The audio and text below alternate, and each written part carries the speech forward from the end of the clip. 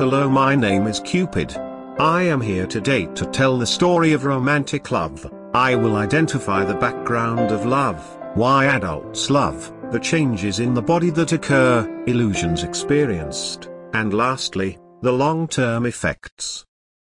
The following footage contains real-life stories I have witnessed with my own blue eyes. While walking downtown, Chad spotted a girl he could not keep his eyes off.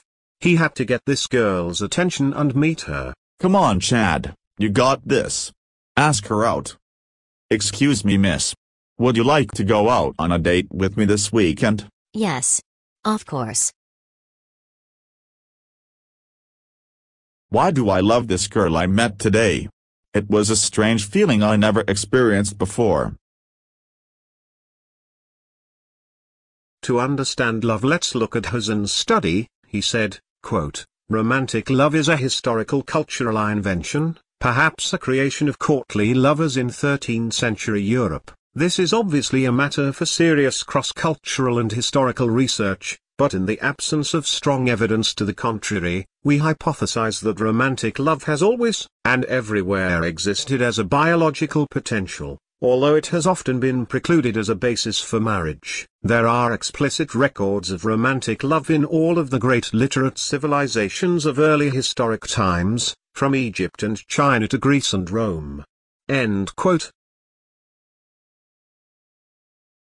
So to answer your question, Chad, romantic love can be classified as physiological and emotional changes that happen to the body during the formation and long-term bonds. In a way, romantic love acts as a design biological process made by evolution to join sexual partners, with love, were expected to become parents of their offspring. It serves as a commitment-related function as well as a sexual desire or reproduction-related function. It served as an evolved commitment device designed to lean women and men to invest for long period in one another and their offspring. However, this attachment is a social attachment as well. It can suggest that love buffers against autonomic stress, and facilitate emotional well-being. They also can be providers of security and care. This suggests that love is a social process as well as biological. Chad and his date were having a great time. He was falling in love with her. After feeling the emotions Chad experienced, he wondered if any changes was occurring in his body. Many changes occur in the body during this attachment process. In bond formation, there are two stages that have been identified to be the most crucial. These stages were found to have an influence on psychological functioning, stages of bond formation and bond dissociation. It is shown that the end of romantic bonds create intense effects on human brain activity and psychophysiology.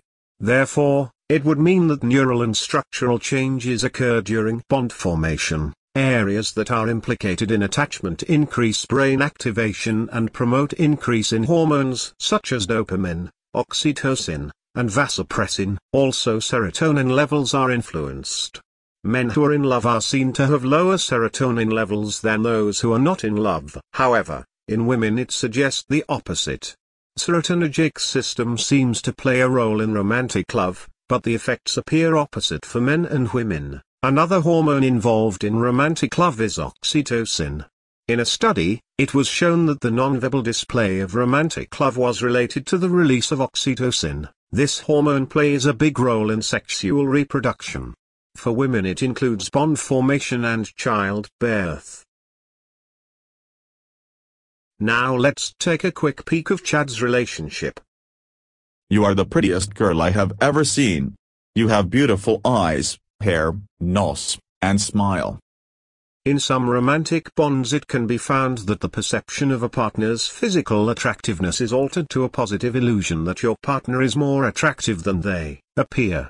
Individuals perceive their partners as being more attractive than themselves on an area of bodily components. This is an illusion both men and women can experience. In a study it was shown it is positively correlated with extroversion, self-esteem, and relationship satisfaction. Every day I fall more in love with you. Just when I think I can't be any more in love, I am surprised every day. In a study they had participants in an intact romantic relationship confess that their love, commitment, and satisfaction increased over time. After performing a study in measuring and comparing love, commitment, and satisfaction over time, it was shown that there was little evidence showing a correlation with what the participants said they perceived. Also, to keep in mind of the bias memories that can be formed as we compare and perceive relationships. For example, we are more likely to remember the other person's past mistakes than our own. These illusions are designed to promote long-committed relationship and having satisfaction with your partner. Now that I understand the illusions taking place, will my love for her fade over time? Will we still have this romantic spark that we do now? Well, to answer your question, Chad, although it is commonly believed that romantic love fades, however, that can be true, but there are components that can allow a relationship to continue to enhance. These components are intensity, sexual interest, and engagement. Note that it cannot include an obsessive component in a relationship. Long-term romantic love can create positive feelings for people with marital satisfaction. It also helps individuals' mental health and well-being. Okay, Cupid, that makes sense.